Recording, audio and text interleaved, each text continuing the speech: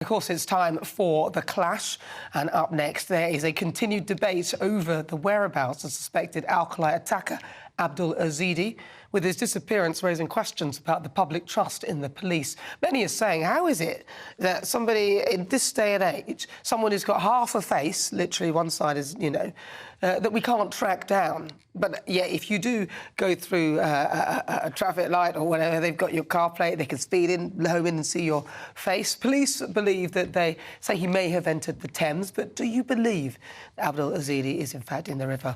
Well, let's welcome again to my clashes GB News senior political commentator Nigel Nelson and also Adam Brooks, businessman and activist. Adam, do you believe he's in the river? It's hard. I've lost a lot of trust in the Met over various things over the last few years. But what worried me, I was one of the first big accounts on Twitter that was questioning why they wasn't issuing a description of Abdul.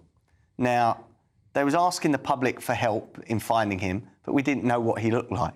Now, I think that's unacceptable, and I question why the comms teams or who made that decision not to put his description out. There was a picture of him, I remember seeing it. Yeah, but not until many hours later. And right. On Twitter, they was appealing for help and trying to solve the case, but the public didn't know what he looked like. We didn't know who he was, or what. That is ridiculous.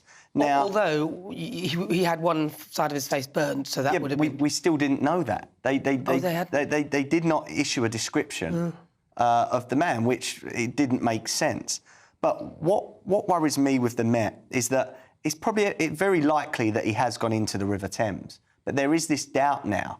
You know, they didn't tell us this. Suddenly they're telling us, oh, we were seen on the bridge.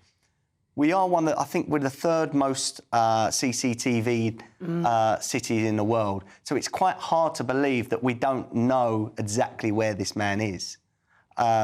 But I think the last update is that they see him going onto the bridge and not coming off. So I tend to probably lean to the fact that he is in the Thames somewhere now. But I think they did it all wrong. And over the last few weeks, we've been told the Met's going to stop the pro-Palestinian protests. They haven't. No. We were told recently they was going to arrest people in masks. They haven't. So, please bear with us why we don't believe everything that the Met tells us. I think their comms teams are pretty bad. Nigel Nelson. I tend to agree with Adam. I think that all the evidence that we've been able to see points to the fact he ended up in the river.